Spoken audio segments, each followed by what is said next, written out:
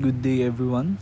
So this is topic 2, dynamics for physics for engineers. So let's start. So a student decides to measure the muzzle velocity of a pellet shot from his gun. He points the gun horizontally. He places a target on a vertical wall a distance x away from the gun. The pellet hits the target at a vertical distance y below the gun.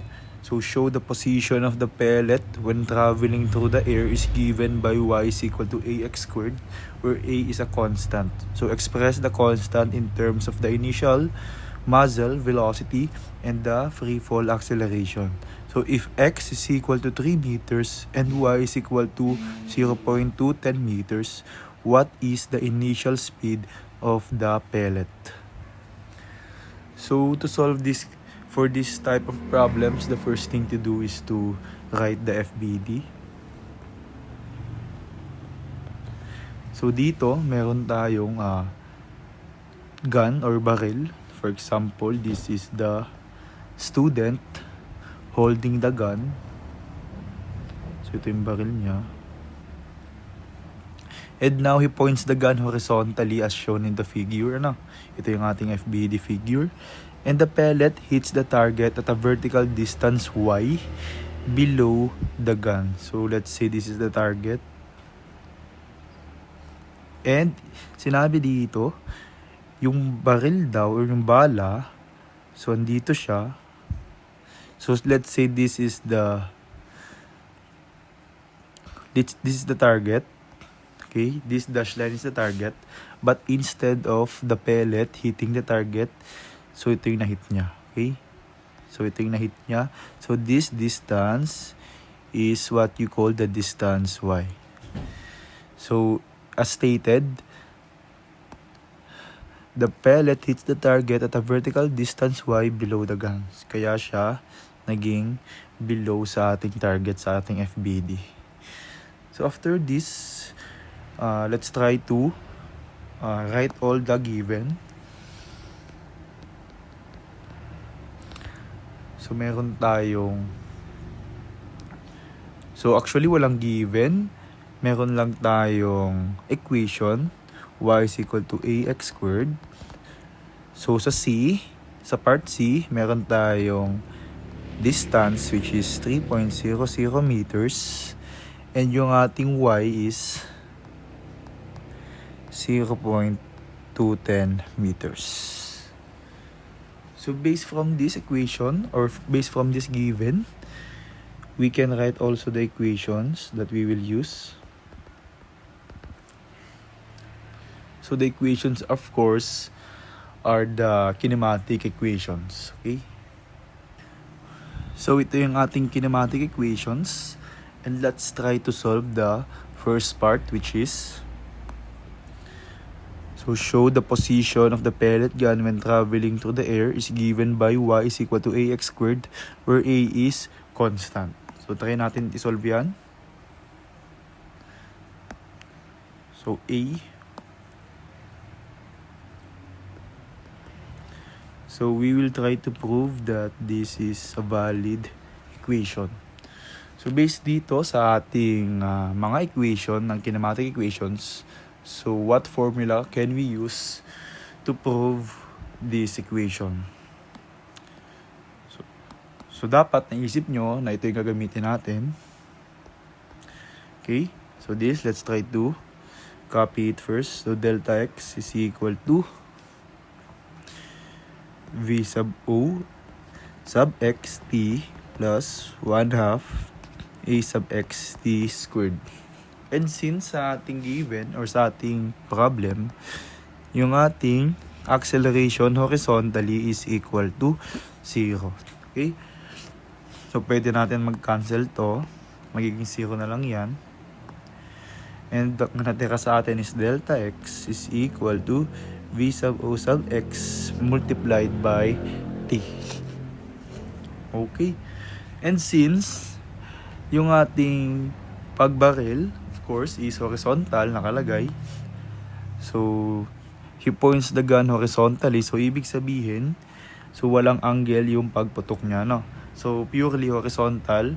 So, therefore, the angle is equal to 0. And kung mapapansin nyo, meron tayong V sub O sub X dito.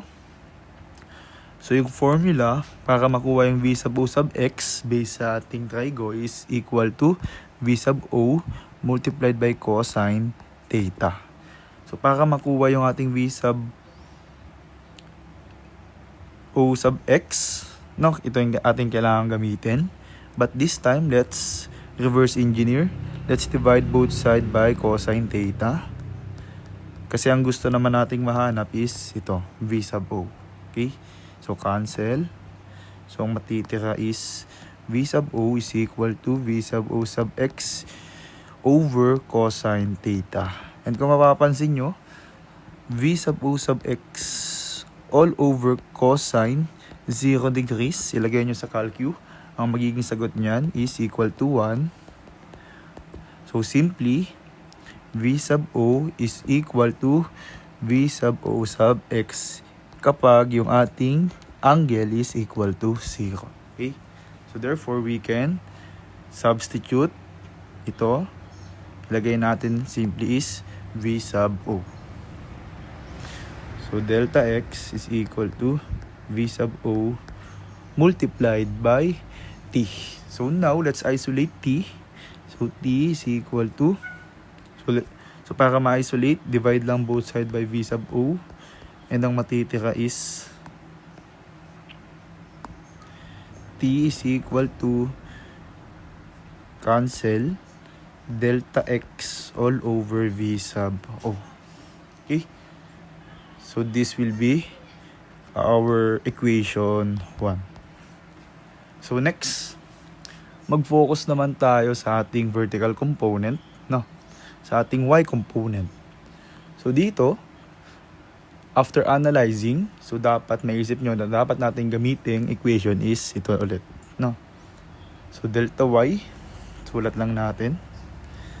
Delta y is equal to V sub O sub y T plus 1/2 A sub y T squared. So keep in mind guys, we are trying to prove that this is a valid equation, no? And sa pag-analyze, ang thought process nito is that, so meron tayong y, of course, ito yung gagamitin natin, yung mga equation na mayroong y and meron tayong x. Ang gagamitin natin is yung mga equation na mayroong x. Kaya ganoon yung thought process dyan. So dapat maisip nyo na ito yung ating gagamitin after getting the horizontal component. Okay? So now, so after nito, since yung ating FBD or yung ating problem, horizontal yung kanyang pagputok, so ibig sabihin wala siyang vertical component ng initial velocity. So yung ating initial velocity sa ating vertical is equal to 0. Okay? So pag ito ay equal to 0, of course, magka-cancel to at ang matitira na lang is what? Delta y is equal to 1/2 A sub y T squared. Okay? Or simply, yung ating A sub y dyan is equal to gravity.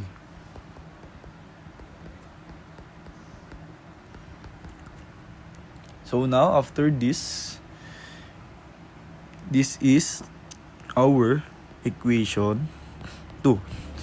So next step guys is to substitute yung ating equation 1 dito sa ating equation 2. So yun ang gagawin. So bale, delta y, so ulit natin yung equation 2 is equal to 1/2 g T squared. Yung ating T is equal to this. Kaya substitute na lang. So substitute natin.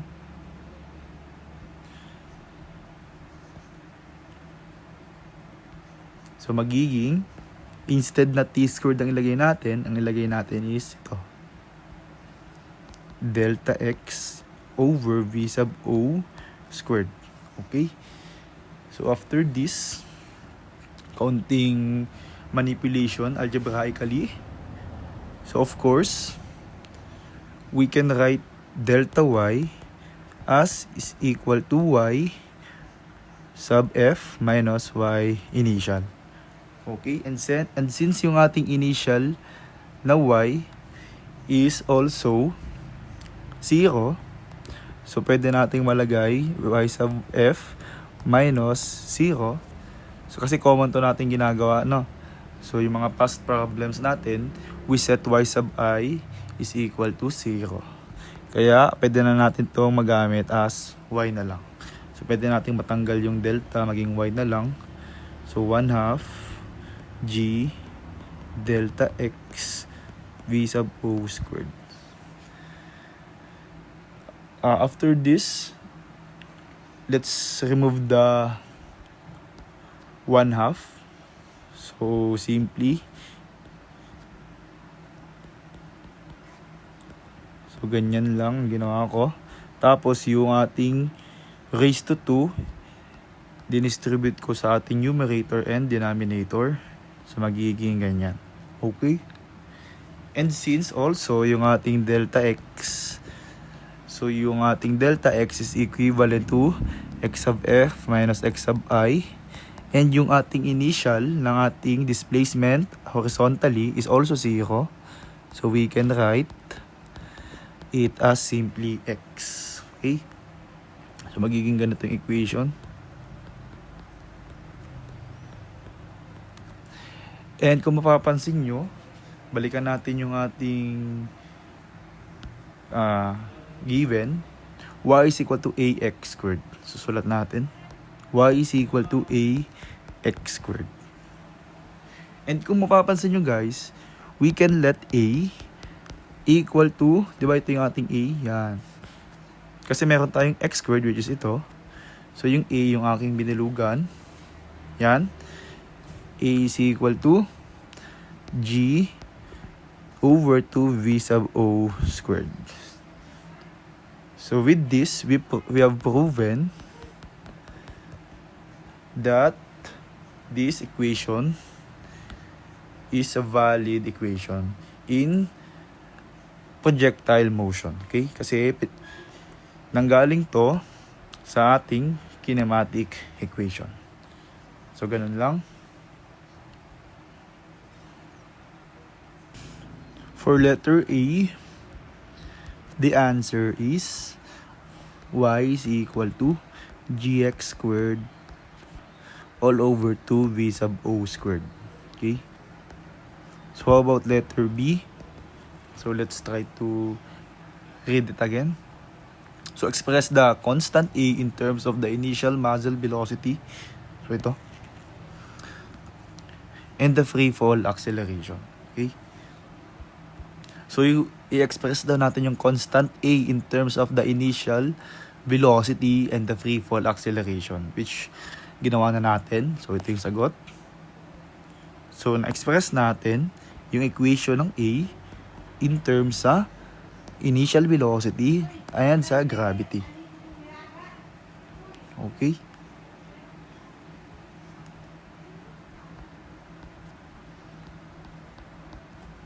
So this is once again the answer. So letter C. So let's analyze letter C. So if x is equal to 3 meters and y is equal to 0.210 meters, what is the initial speed of the pellet? So let's try to solve this. So the initial speed of the pellet given by x is equal to 3.00 meters and y is equal to 0.210 meters. Of course, ang gagamit natin gravity dito is negative 9.81 meters per second squared. Okay? So, ang gagamitin nating formula is yung na-derive na natin, which is y is equal to gx squared all over 2vo squared. Okay? So, ito lang yun.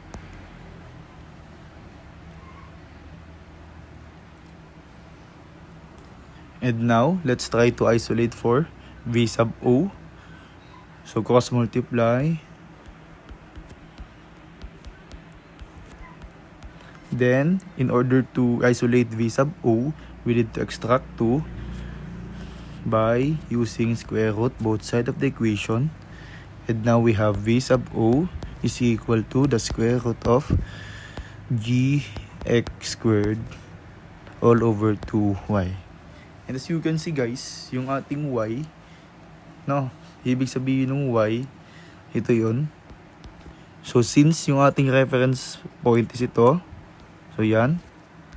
So bumaba siya, 'di ba? Bumaba yung ating y, therefore this is negative. Okay? This is negative 0.210 meters. So we can write this as negative. And now just input this on your calculator.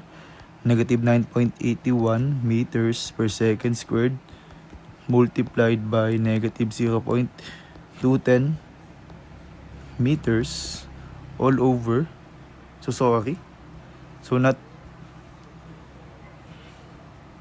since ito ay x guys, syempre of course ito yung gagamitin natin.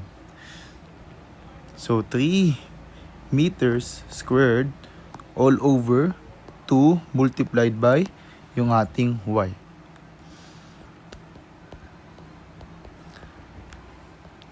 So input this in your calculator and the answer will be approximately 14.5 meters per second. Okay? And yung dimensional analysis,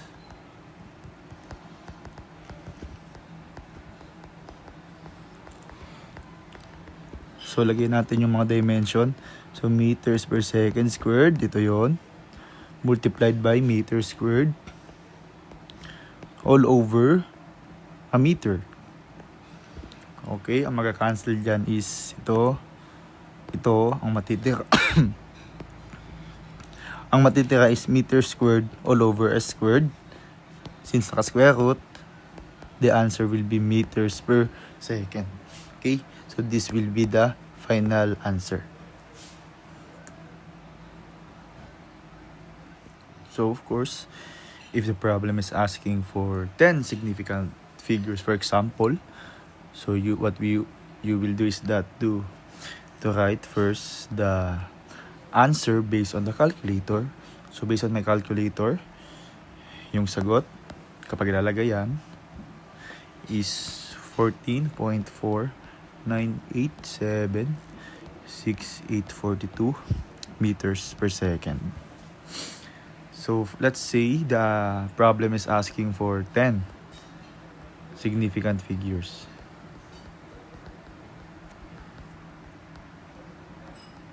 So of course, you will count 1, 2, 3, 4, 5, 6, 7, 8, 9, 10. So sakto. So this will be your final answer. Okay? So paano daw kung 11 significant figures? So of course, magiging sagot mo dyan is the same din, syempre. And ang pinagkaiba is may 0 dito sa huli.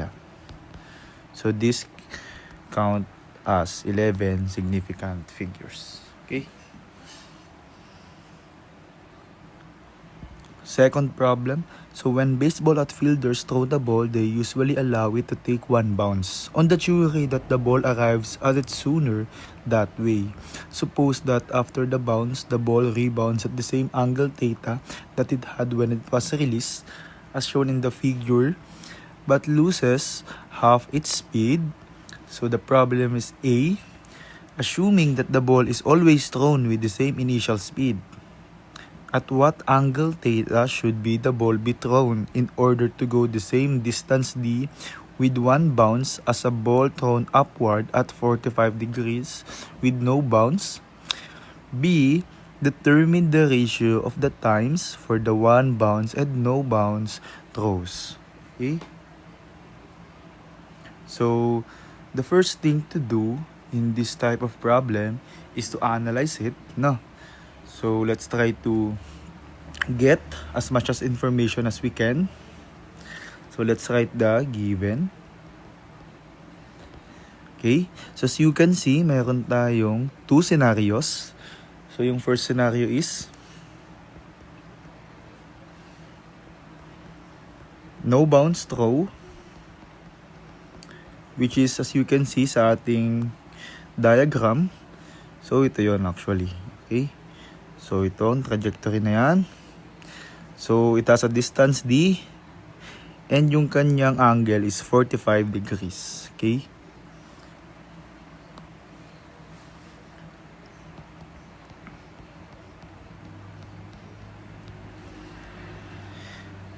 And yung ating second scenario, the one bounce throw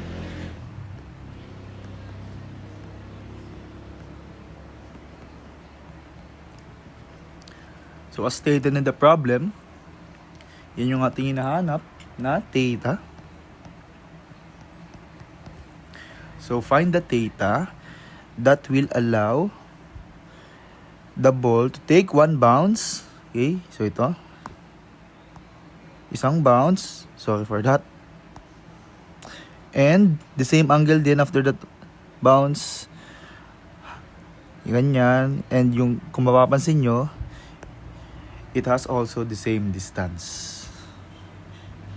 Okay, so dito may mahalagang part. So sinabi din dito, after the bounce, it loses half its speed. Okay? So nakalagay din dyan na yung ating ball is always thrown with the same initial speed. Okay? So the initial speed for this no bounce throw is V sub O. The one bounce throw, the initial speed is V sub O. And after the bounce,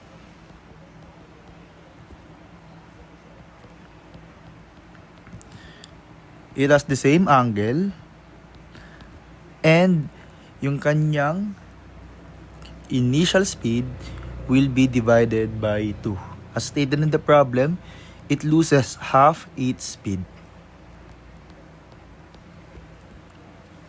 Okay?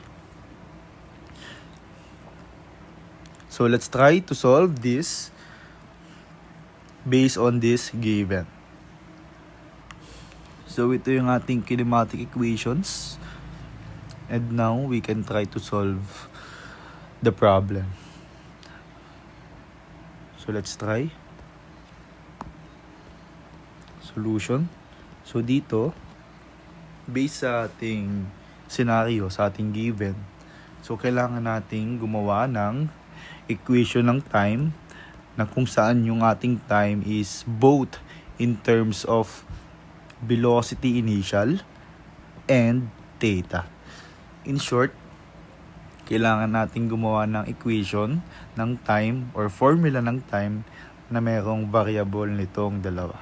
Okay?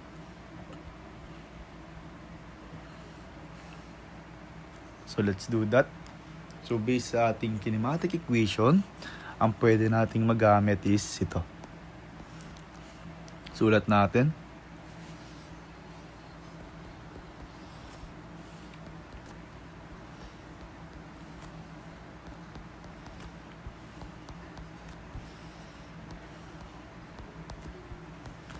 So since meron tayong baseball na kung saan binato pataas at an angle and bumaba, so ito yung ating scenario na.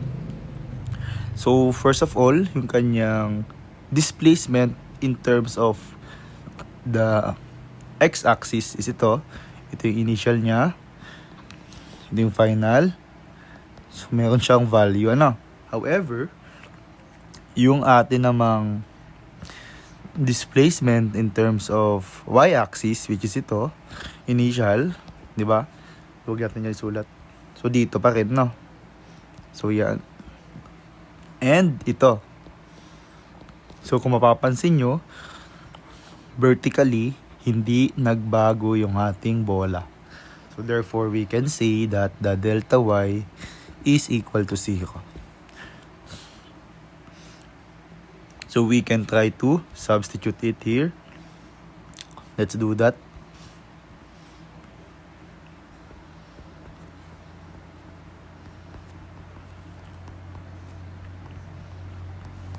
And of course, yung ating a sub y is also the gravity.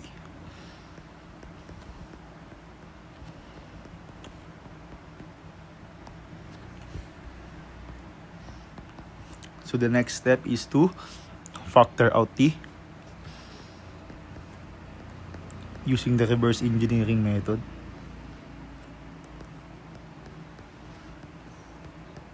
Okay, kung mapapansin nyo, we applied the factoring method. The FOIL t multiplied by v sub o sub y is this. T multiplied by this is this. After this, we solve for time. So para makuha yung time, so meron tayong two solutions dito since ito ay quadratic equation. So the first solution is kapag dinivide natin both side by this.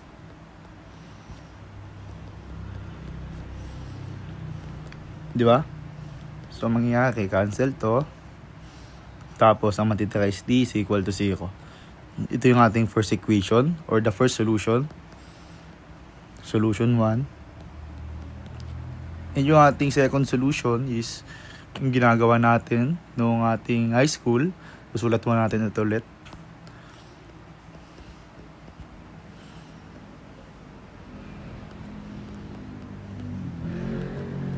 So yan, di ba? Ito yung ating ginagawa ng high school. So dinivide natin both side. Kanina dinivide natin both side by ito. But this time, why not t naman? Cancel. Ang matitira is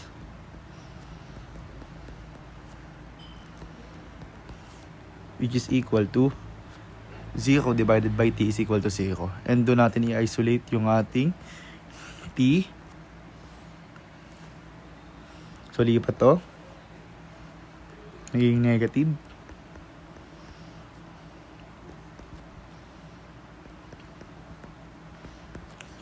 And cross multiply.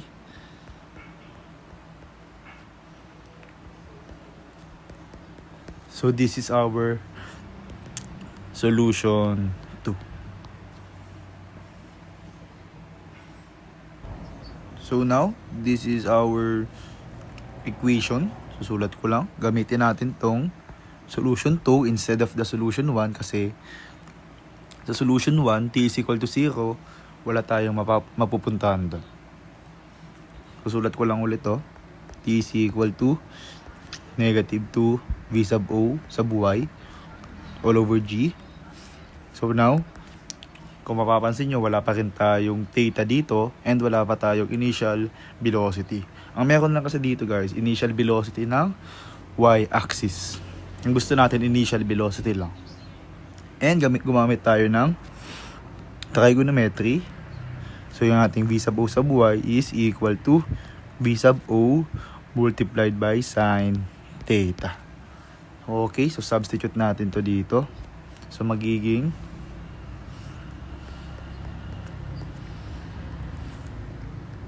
v sub o sine theta all over g. Okay, so this will be the time na kung saan yung bola natin is nasa flight or nasa ere. Okay? So pwede na to. But of course, kailangan din nating bigyang pansin yung ating horizontal component.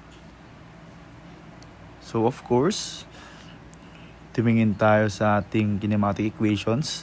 So ito yung gagamitin natin. The second x-component kinematic equation. Sulat ko lang.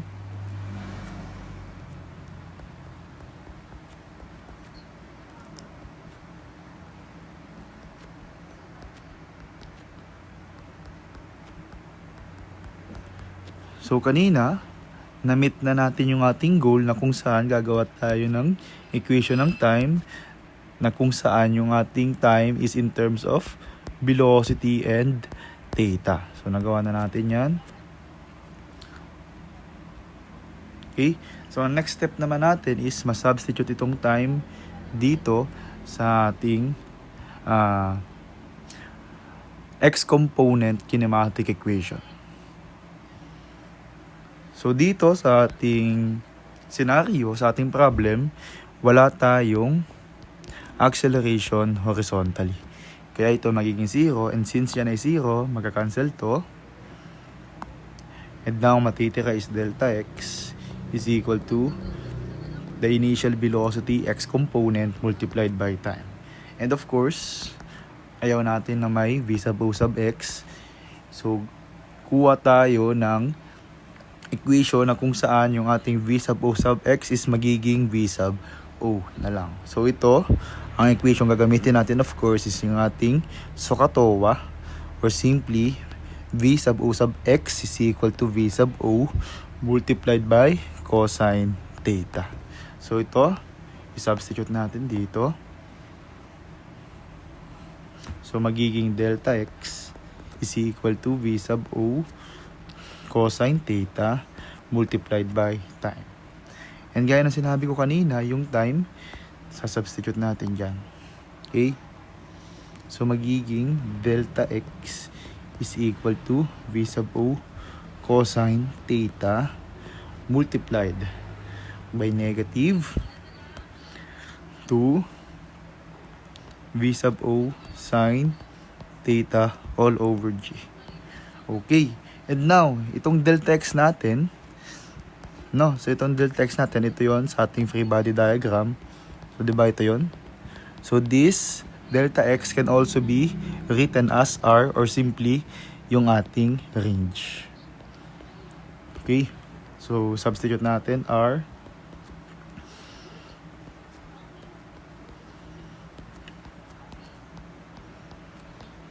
So, yan. Okay.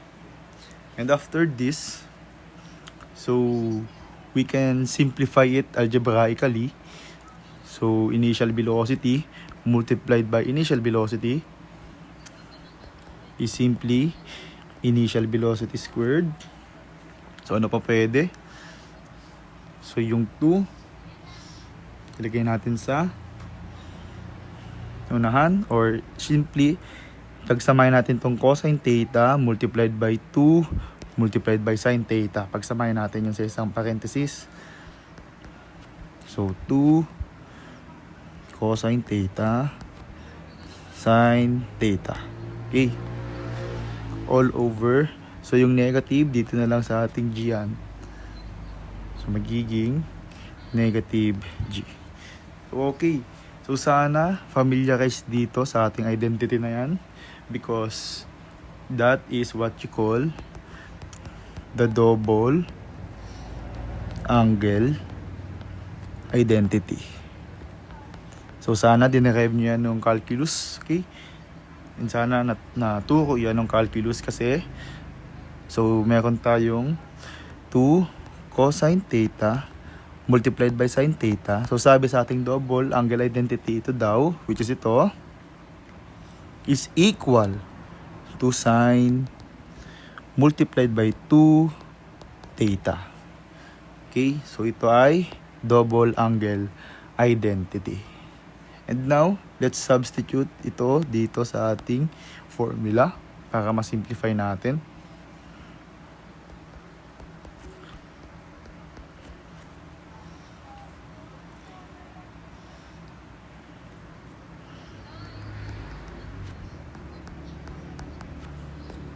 And this will be our initial equation we will be using to solve the problem. So guys, nag-derive pa lang tayo ng equation na gagamitin natin sa ating problem. Okay? So balik tayo sa taas.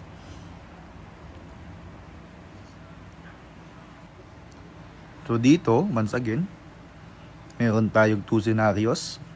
The no bounds throw and the one bounds throw. Okay? So tandaan nyo to. Gamitin natin yan.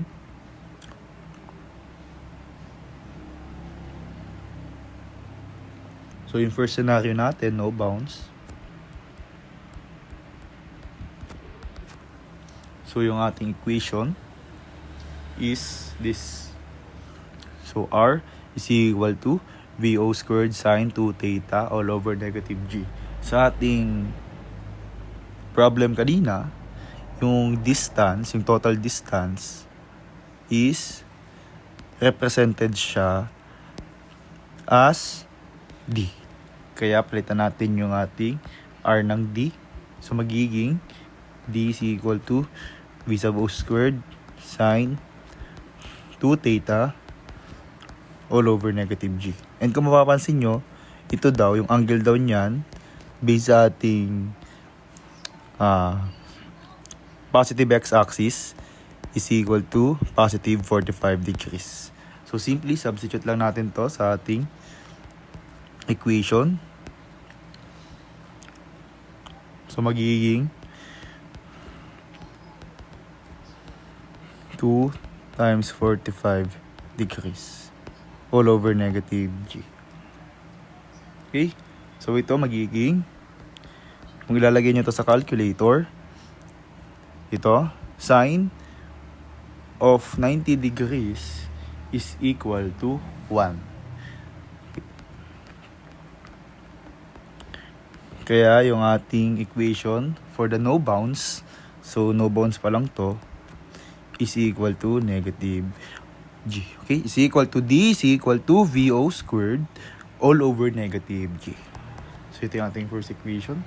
So yung second, so of course, meron tayong one bounce throw. Okay, na kung saan ito yung kanyang FBD. So pag ganito, tas tumalbog. So mas mababang angle to guys. So ito yung hinahanap natin, and in-assume nung problem na yung angle dito is the same din sa angle dito. So the same lang din, and in-assume din na kung meron itong initial velocity, so after bounce, yung initial velocity dito is mahati, magiging initial velocity divided by 2. And of course, the same distance din ito sa ating no bounds. Okay, the same distance.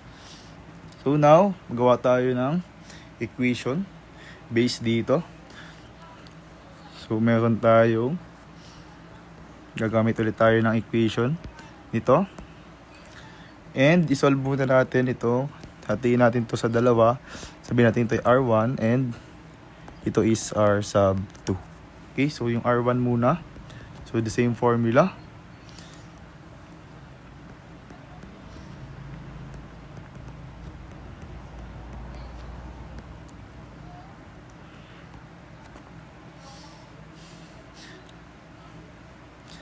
So dito guys, ito na yung ating R1 formula. Okay? So sa R sub 2 naman, so kung mapapansin nyo, yung initial velocity ng R sub 2 is nahati sa dalawa. Kaya magiging ganito siya. Sorry for that.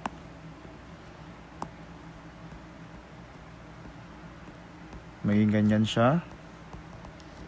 And the same din yung ating angle all over G. And huwag kalimutan, meron tayong negative sign. Okay? Meron negative sa G. Okay? So after this, in order to get the total distance, kailangan nating mapag-plus yung R sub 1 plus R sub 2. Okay. So the distance is equal to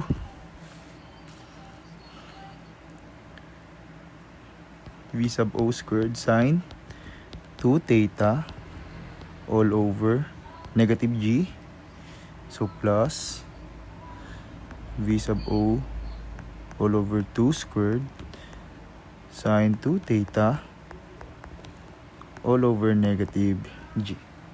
Okay. So now we can distribute this exponent, no? Tapos para hindi kayo malito guys, itong ating negative, ilagay na lang natin sa unahan.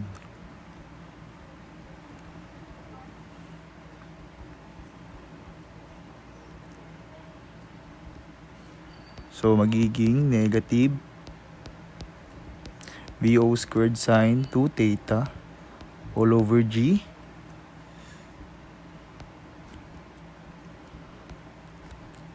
minus, so ito VO squared all over 2 squared sine 2 theta all over G. After this, sulat natin yung mga coefficient, no? So dito sa una, ang coefficient niyan is negative 1. Okay? And isulat natin sa loob ng parenthesis ito.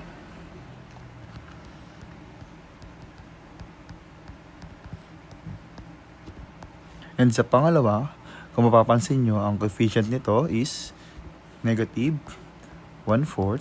At isulat natin to sa loob ng parenthesis.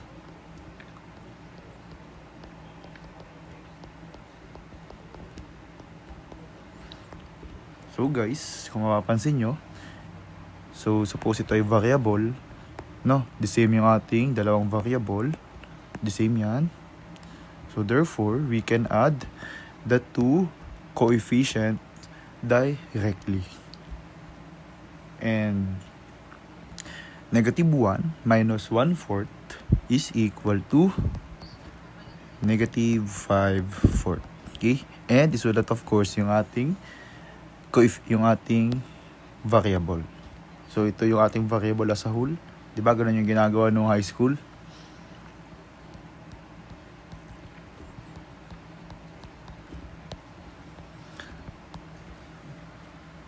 And after this, we can simplify terms. Okay?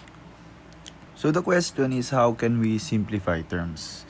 So first of all, this is the total distance nung ating one bound stroke, which is ito. Okay? So yan yon. Samantalang ito, D is equal to V sub O squared all over negative G. Yan yung total distance ng ating no bound stroke, which is ito. So based dito, since equal yung distance nito dito, so we can equate the two equations. Okay? So we can equate these two. So pwede natin isulat, this is the distance for the no bound stroke and equal to the distance of the one bound stroke. So sulat natin. So ito, VO squared all over negative G, which is equal to negative 5/4 quantity VO squared sine 2 theta all over G. And now we can cancel like terms such as VO squared, cancel to.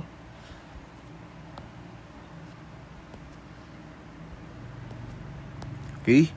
So ano pang pwede makancel?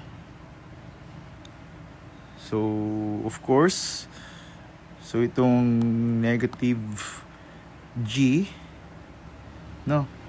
So itong ating negative sign cancel and yung ating G cancel.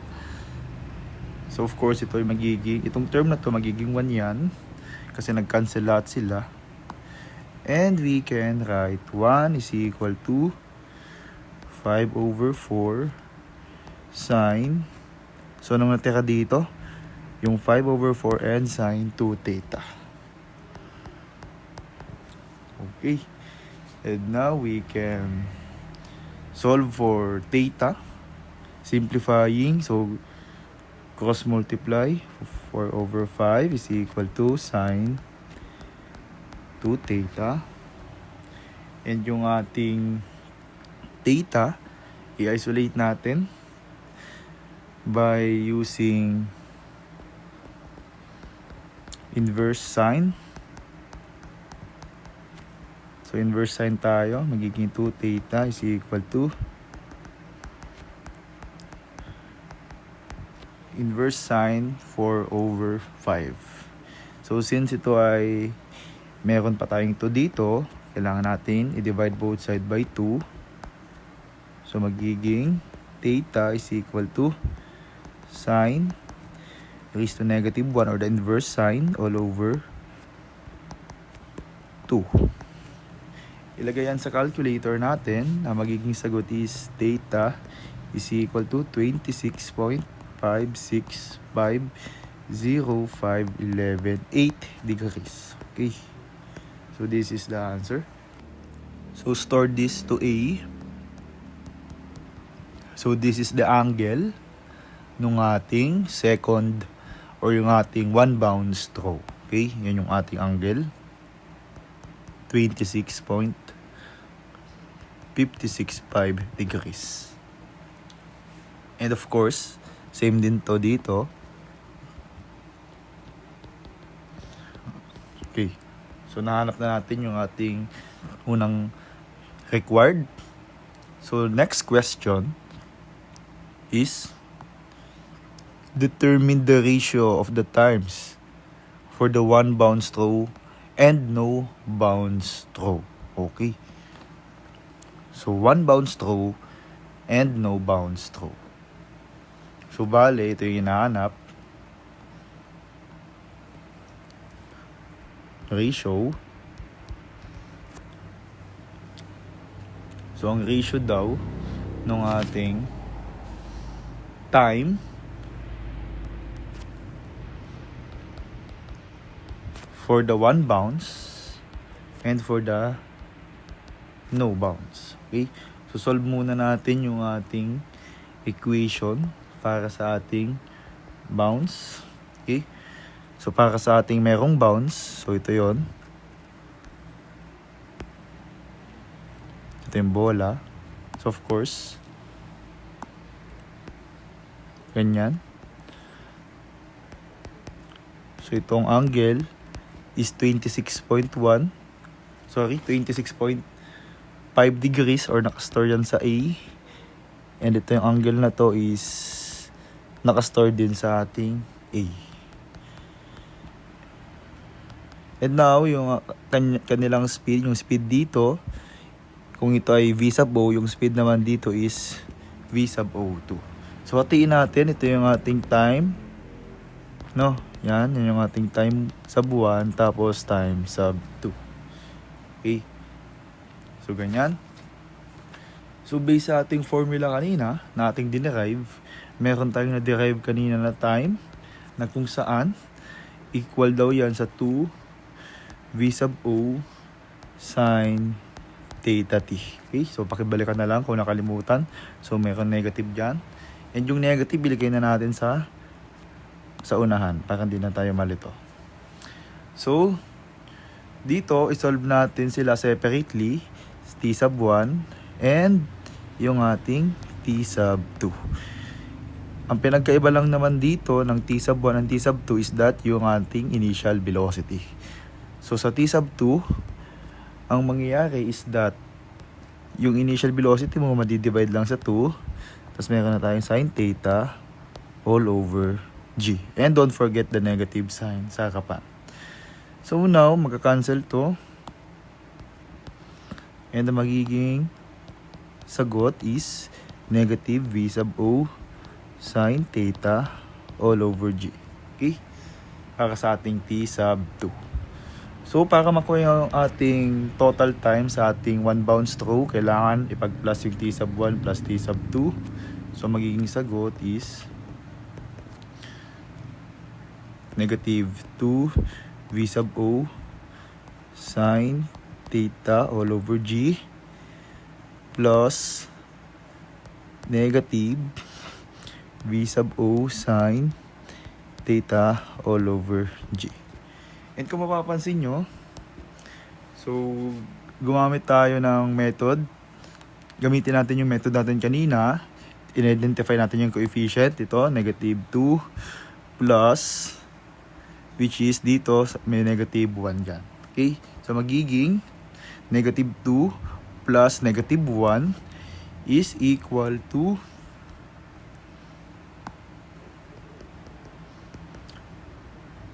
negative 3.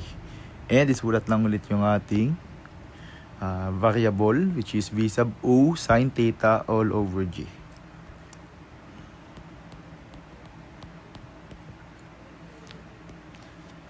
So after this, we can solve for the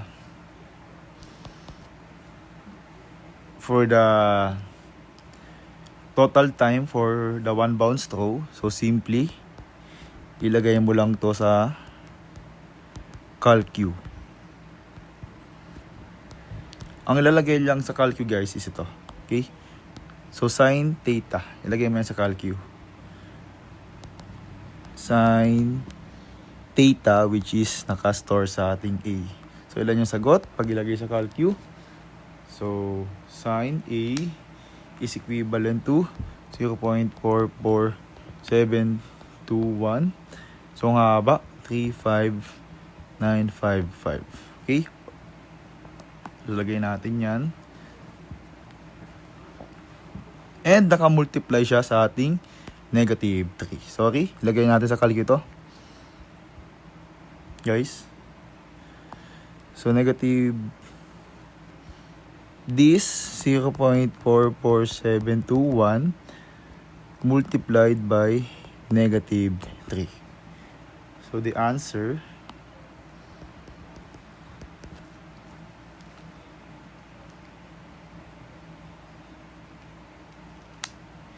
is negative 1.341640.786. Okay.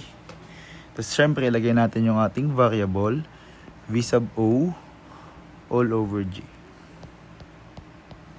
So ito yung sa ating one bounce throw. So paano naman sa ating no bounce throw?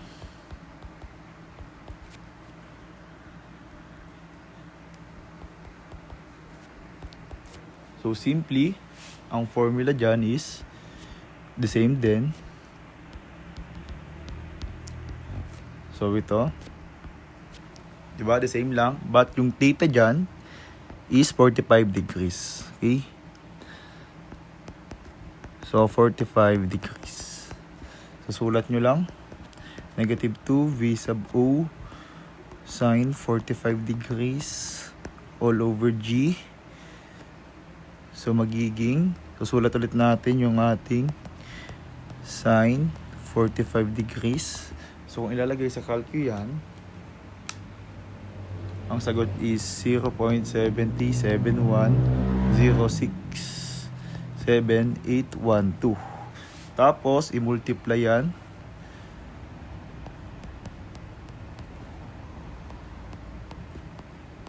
sa negative 2. Okay? Kasi yun yung ating coefficient or constant. So magiging sagot is negative 1.414213.562. Okay?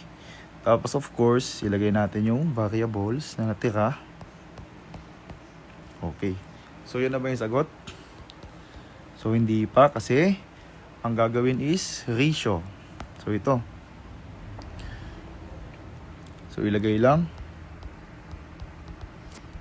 So di ko na na-store. So TB all over TNB.